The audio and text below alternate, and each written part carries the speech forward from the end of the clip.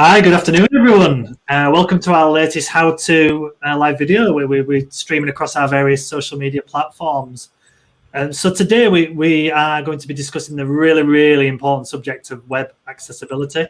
It's a subject I have to admit that until relatively recent I knew nothing about.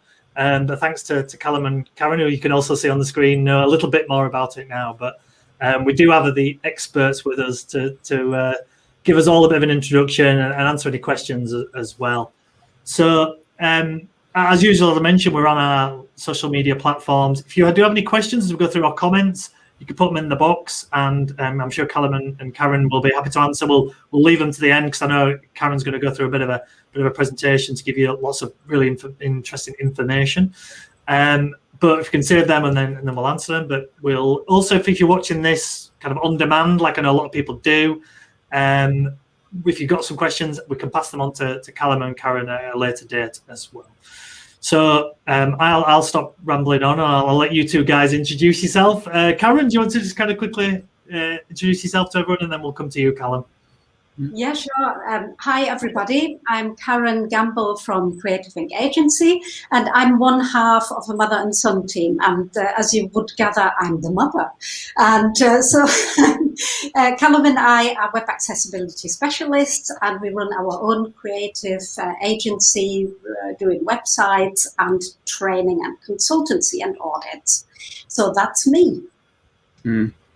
Yeah, and hi everyone. I'm Callum, the other half of Creative Ink. I mainly do the website design and development, and I'm on here to answer any technical questions you may all have at the end. Thank you. Thank you very much, guys. So yeah, so without further ado, I'll hand it over to you, Karen, and I'm ready to go.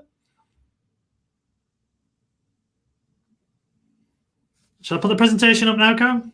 Yes, please, if you would. That would be good. Sorry about that. Right, okay, so this is an introduction to web accessibility, and that means I don't know how to control this from here, Mike.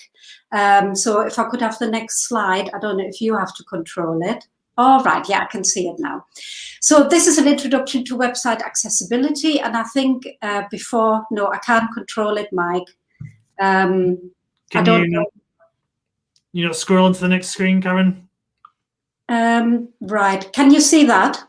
Yes, we can. We can see that. Okay, that's great. Okay, sorry about that. Okay, before I start, I'd like to tell you a little bit about our story. In May 2019, Callum graduated from university. He studied creative media technology. And in June 2019, he went straight into a job as a web developer. But unfortunately, that turned out to be a very bad experience because the employer would not make any adjustments for Callum's autism. Callum is autistic, and therefore he had to leave after 3 weeks. Rather than taking that as a bad experience, we wanted to take it as a positive opportunity, and we started our agency, Creative Ink Agency, at that time. Now, we were WordPress developers up until then, developing standard websites, but then in May 2020, the pandemic hit us and all our projects got cancelled, and we saw ourselves without an income for a couple of months. So we had to sort of put our thinking caps on and adapt to the new situation, and that is when we decided to specialize in web accessibility. So Callum took all his qualifications, and I did too, and then we decided to embark on a completely new course. And yes, web accessibility. What is web accessibility, first of all? Well, the World Wide Web Consortium that was founded by Tim Berners-Lee, the inventor of the internet, describes web accessibility as that it means that websites, tools, and technologies are designed and developed so that people with disabilities can use them. More specifically, people can perceive, understand, navigate, and interact with the web. So that is the formal definition, and I will really sort of make it a little bit more informal and make it a bit more personal, and so that you can understand everything that is involved in web accessibility. So the first point of this presentation is to make you understand what web accessibility is.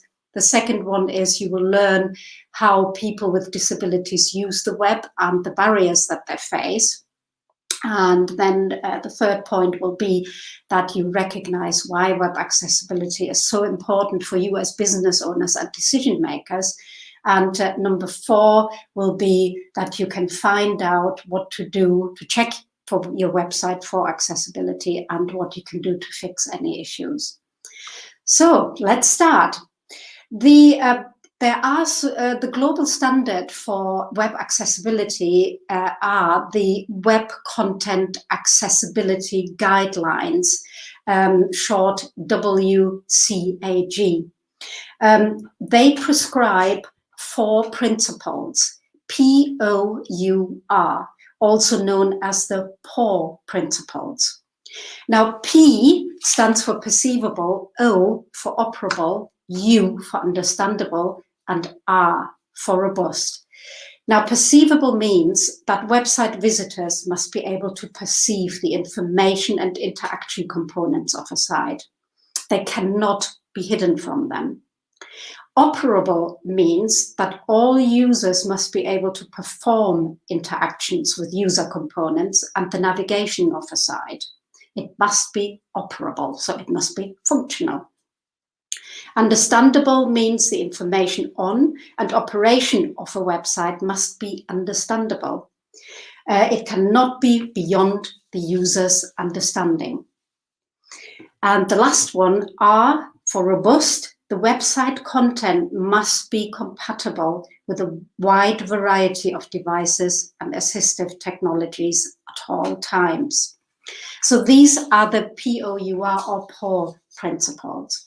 Now, it is actually a legal requirement in the UK to have an accessible website under the Equality Act 2010, in the sense that if you have an inaccessible website, you actually discriminate against disabled people. And it's the same as though for buildings, you have to have a ramp or you have to have a disabled toilet. A website, because it is in the public domain on the internet, it has to be accessible for disabled people. In the UK, this does not get enforced, so there are no legal actions. But in the US, since 2017, legal actions have gone up 600% because somebody successfully sued Domino's Pizza in 2017. So they had to pay him a lot of money. So naturally, the people in the US are a little bit more litigation happy than we are over here. Now, I want to talk to you about special access needs, because you may have been asking yourself, what are actually special access needs? And we can split that into different categories because that makes it easier to explain. The first category is auditory.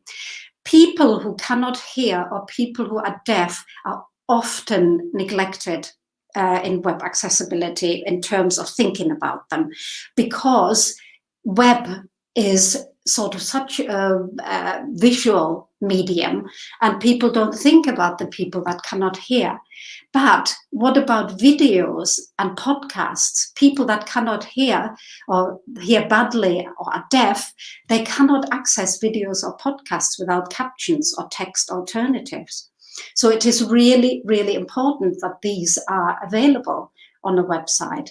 Also, what if a business just states a contact number, telephone number on their website, then deaf or hearing impaired people cannot contact them. The next category is cognitive.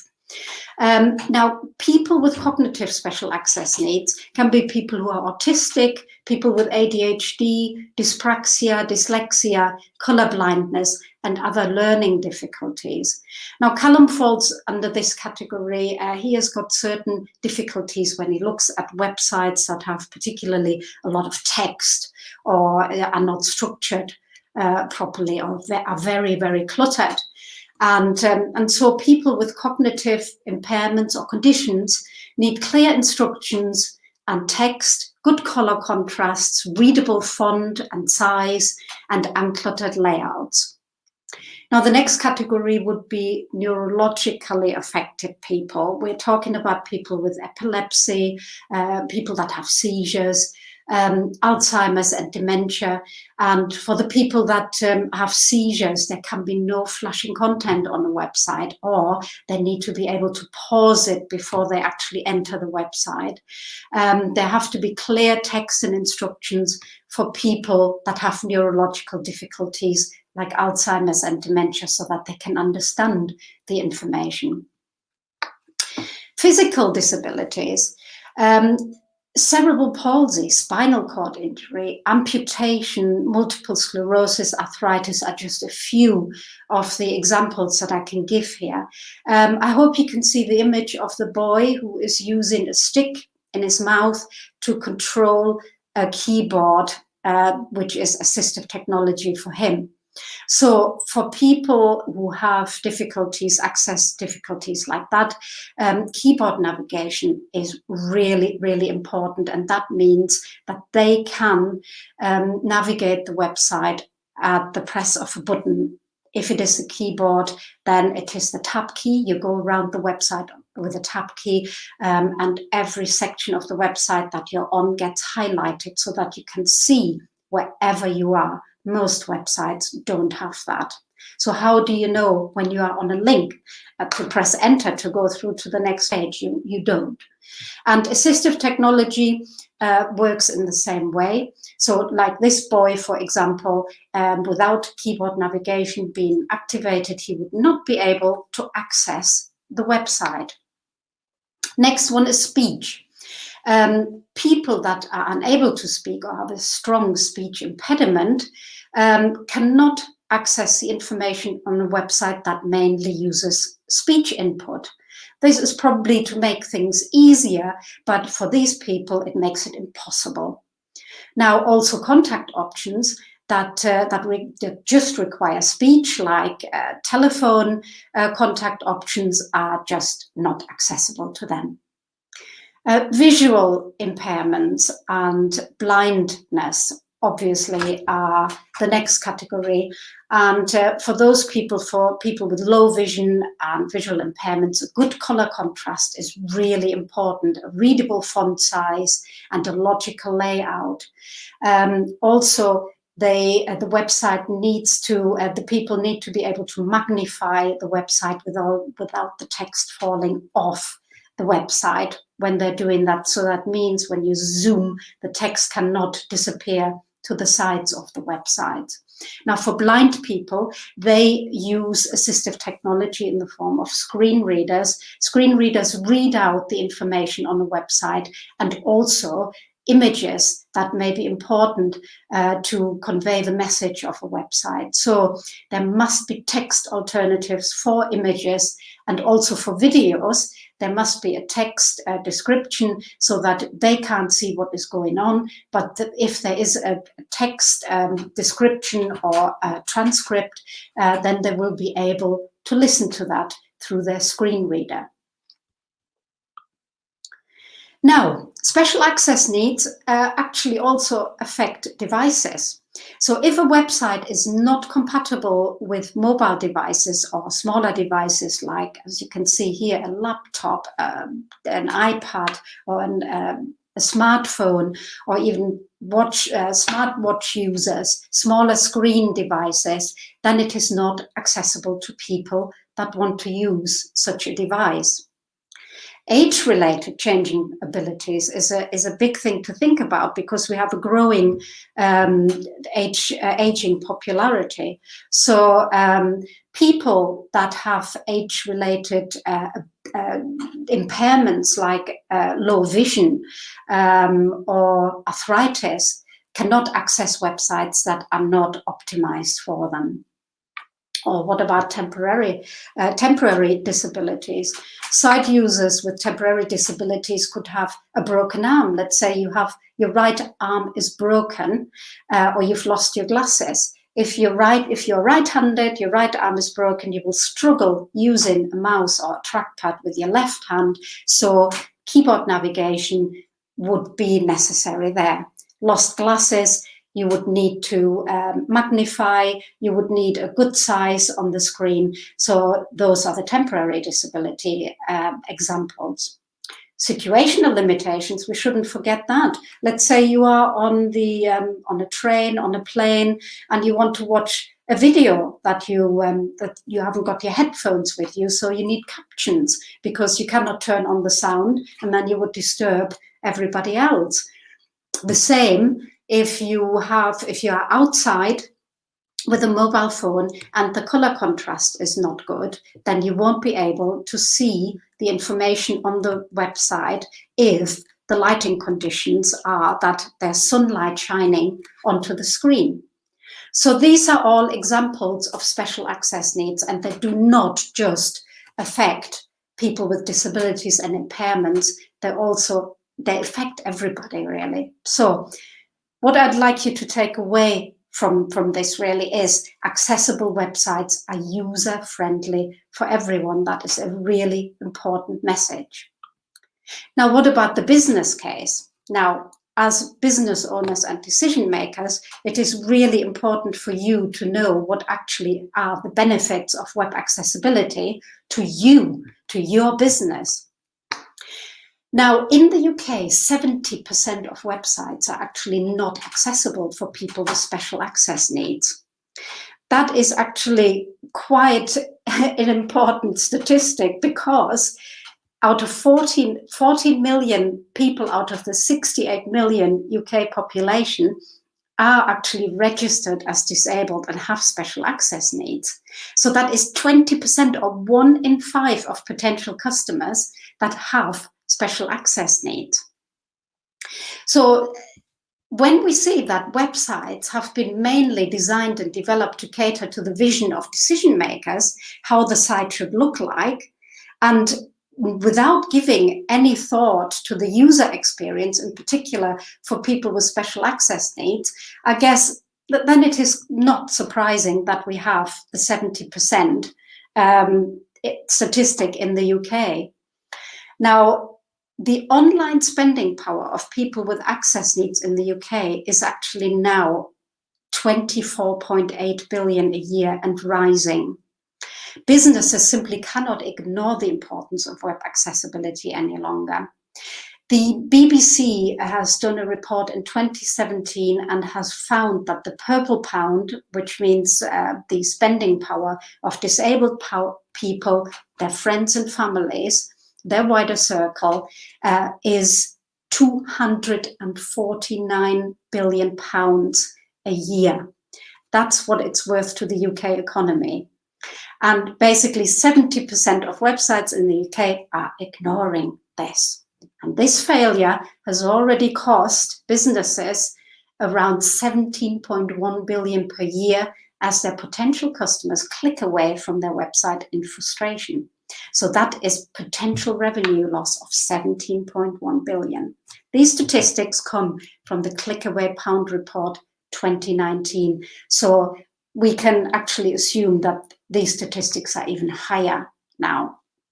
So having a website that is accessible and therefore user-friendly for all your customers opens up a wider audience and promotes sales growth. So it really is a no-brainer. Now, during the COVID pandemic, we have progressed into a predominantly digital world. So there are now more digital transactions than ever. And businesses have to adapt to this to survive, especially independent businesses. So to give you an analogy, if you had a physical shop, which your website, mainly is now because of the digital transactions, you wouldn't put an obstacle course in front of the door, would you? So that only the fittest, the strongest, and the smartest could get through. So that is actually, if you have a website that is inaccessible, that is basically what you are doing. So you have to make sure that you adapt to reach more customers and become sustainable. Now, what can you do? There are certain tools and resources that you can use. There is a free tool on the internet called Wave, and I've given the link to Mike, and I hope that it is in the comments. And if you access that either from your Google Chrome browser or from the WebAIM website, then you can actually test your website for accessibility. It gives you a certain criteria where it's not accessible. So that is always a good way to start. For the keyboard navigation, use the tab key to get around the site and see whether you can see where you are at all times. Hopefully you can. If not, that needs changing. Now, alt tags or alt text is really important for screen readers so that blind people can perceive and understand the information on your site that is contained in images. Video captions have the same function so that people who are blind still have the opportunity to know what is going on in the video. People who are deaf or hard of hearing can read what is said, and people that are in situations where they cannot listen can actually read the captions. Now, we have a lot of information on our website in the blog. There will be a link as well where you can actually do certain things to test, for example, color contrast ratio. There is, a common sense element in it as well, because if you look at your website and you see, oh my God, I've got yellow text on a white background, that is a no-no, or yellow background and white text. Black background, navy blue text, for example, is really not accessible to anybody. But there is a tool where you can check the color contrast ratio, which is also set out in the WCAG. And I would recommend that you go to our blog and look for that tool. Are your text and instructions clear? In particular for links and contact forms. Now, your contact form is a really, really important thing on your website. So you need to make sure that all the input labels on the contact forms are clear.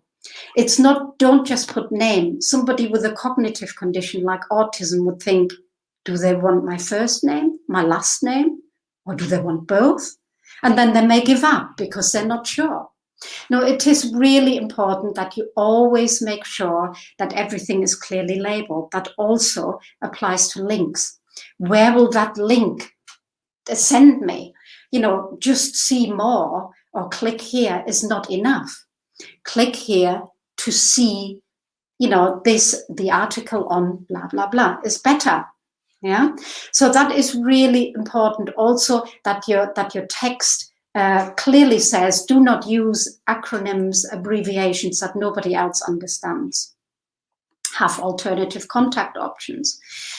Do give as many contact options as you can for anybody, taking into account anybody that has got special access needs. Now, the header structure of a website and the logical layout is really important for assistive technology. If the header structure isn't right, then, for example, a screen reader will jump all over the place. It can identify something as a main header and then goes to the top of the site, and then right at the bottom is the next header structure, and then it goes to the bottom, and the person who tries to understand what is on that website gets completely confusing information.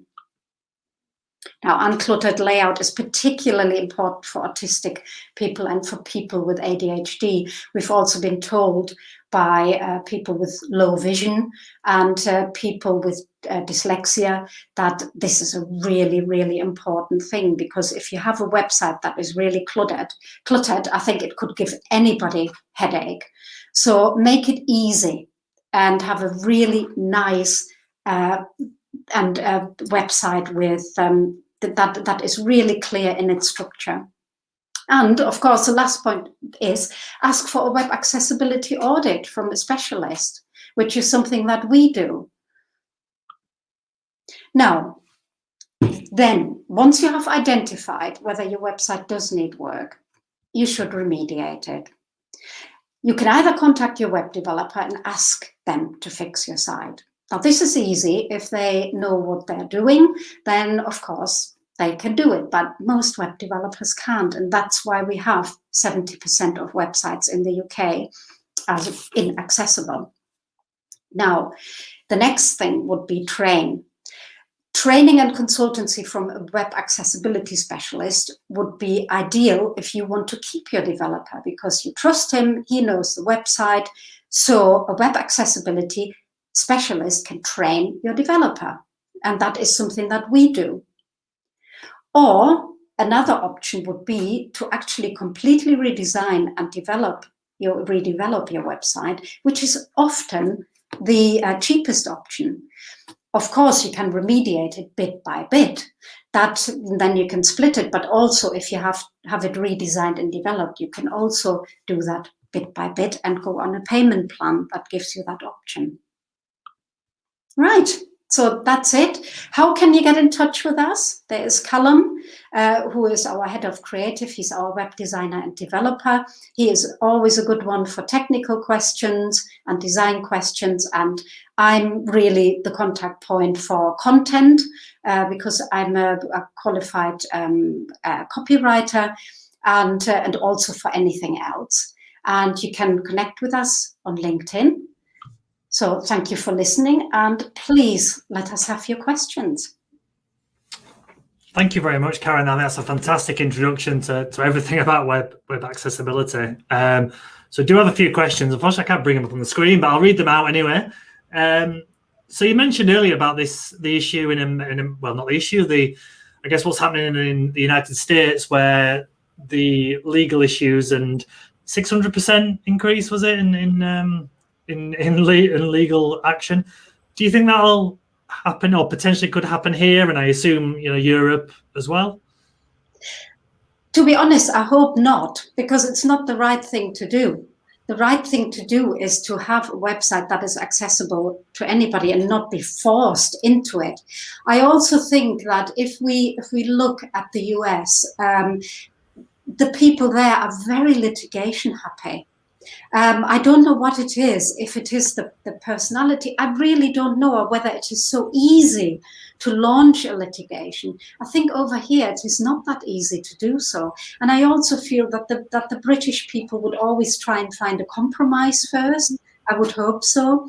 I wouldn't think so, but what can happen is that it is being more legalized, because already public sector websites have to be accessible, and if they're not, then they open themselves up to fines from the government, and that will happen in the next few years, that the government will impose that on the private sector as well. Absolutely, that makes sense. So the question for you, Callum, if that's okay, around you touched on it a little bit there towards the end, Karen, about what you do.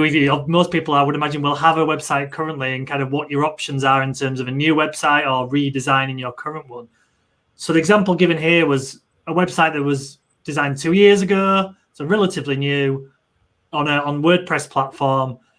I know this is kind of how long is a piece of string kind of question, but generally speaking, how easy would that be to make it accessible, as opposed to having a completely new website built? I know it's a general question, but just from your experiences. Yeah, it just really depends on the developer's code, really, because there's so many different ways of how to code a particular layout, and it's just really seeing how the developer has coded a layout, and once you're familiar with the code, you can get started, really. Okay, I can give a good example, actually. We have just sort of done a little bit of an exercise with Sam Agnew of Everyday People, and she says that she really at the moment hasn't got the budget to have a full redesign and development. So she keeps coming to us for advice, which works really, really well. And a lot of the things she's doing herself, and the things that she's not doing herself, she's asking us for quotes, bit by bit, to have it done over time, which is better than doing nothing. So eventually her website will be accessible. It will take some time, but it is not a quick fix. and and it will be within her budget because it's being done bit by bit. Yeah, that makes sense, because I think that will always be the issue. Sorry, Callum. No, I was just going to say, sorry, I can't give a broader answer, but yeah, it's just judging on the developer's code, really. So yeah, absolutely. I think like anything like this, people will always weigh up the business benefits and the other advantage and disadvantage of doing these things, like any decision people make in their business. And I guess the stark reality of the potential loss of income, is it about 20% of people mentioned? Yeah. Karen, that that's a huge percentage of people. We often talk about drop-off rates on websites and things like that. Well, straight away, if you're losing 20%, yeah, that's something you would like. If you can get that back, you're in a lot better position, aren't you? Absolutely, yeah. So, in terms of the websites that are accessible at the moment, what is there some good examples maybe you can think of, or areas that people could have a look at and maybe see the difference between what they have and maybe currently accessible websites? Absolutely, I would say our website, wouldn't you, Callum? Yeah, I'd say our website is. I would hope yours is accessible, yeah. and the websites that we have developed, which are on our website as well, because they are accessible.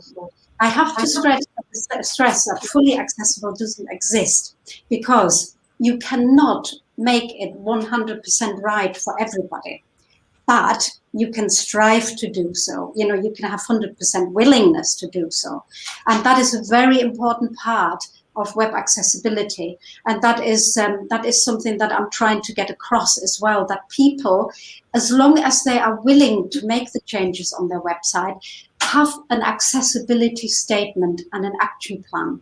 And on their website, they reflect that. They say, this is what we are doing for accessibility.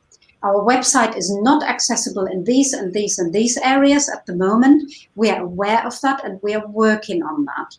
Yeah, and then bit by bit they can make the changes. But most importantly, they offer people that have struggled to come to them and say, look, if you struggle with our website as it is now, please contact us directly here, and then give the different contact options, because that you have the contact options already on the website, but that specifically invites people with access needs to contact you. It shows you're open to have that conversation with them and to help.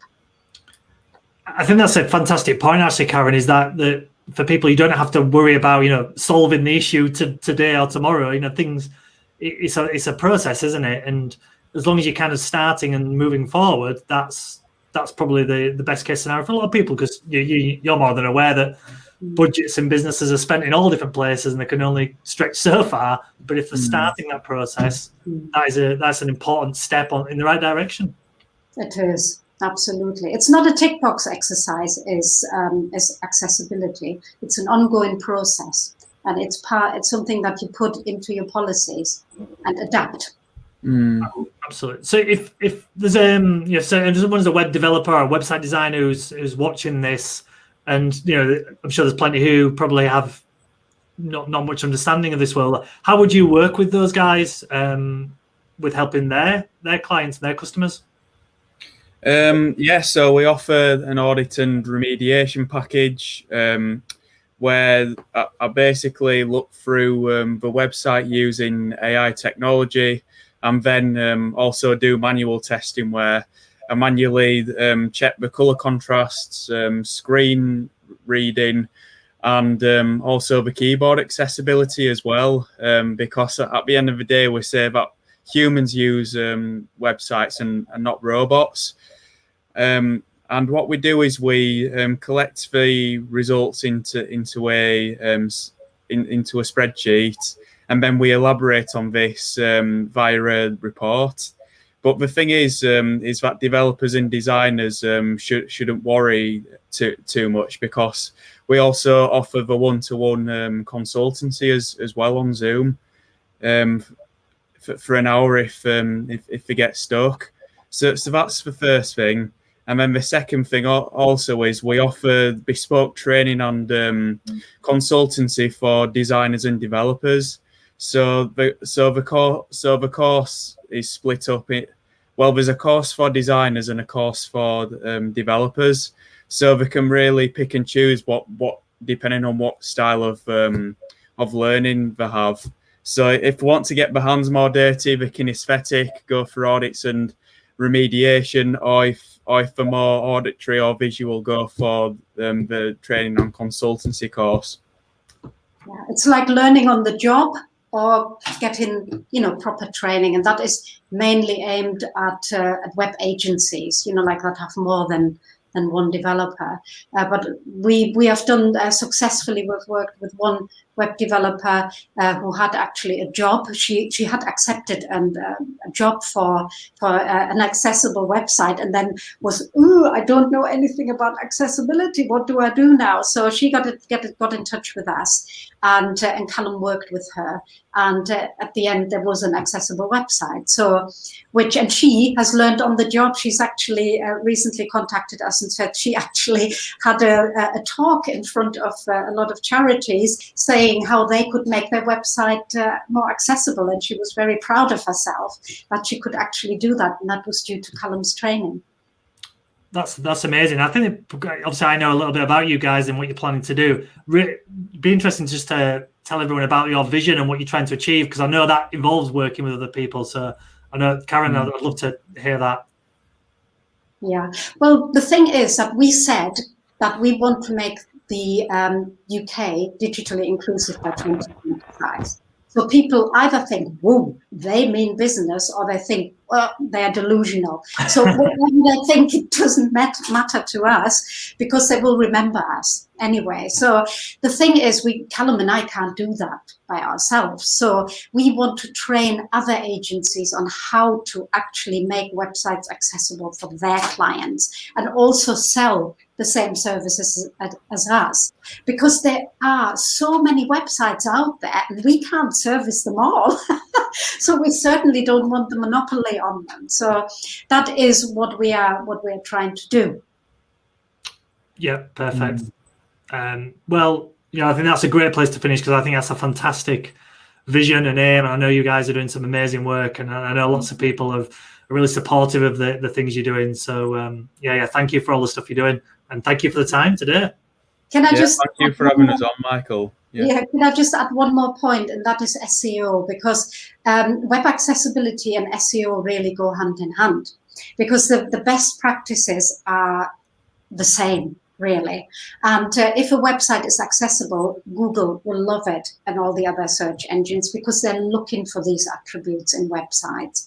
And funnily enough, we're recording a video interview with an SEO specialist tomorrow, and that will be going out, I think, next Tuesday, on social media. And in there, we actually discuss SEO and accessibility, and how it sort of merges into if these two areas merge into each other. So that will be quite interesting. That's brilliant. I've just put up on the screen your website as well, so just as a reminder to people, if they want to go have a little look and find out more about what you guys do. Obviously, I'll put it in the notes as well, in the comments, sorry. So yeah, thank you so much, guys. And like I said, I'm going to upload this to our YouTube channel for people if they want to rewatch it. I'll send it to anyone who wants it. But thank you so much for your time. It's been really useful. So thank you. Yeah, thanks. Well, thanks for asking us, Mike. And please, anybody, get in touch. We're always happy to help. Thank you very much, Callum. Thanks, Callum. Thank you. Bye.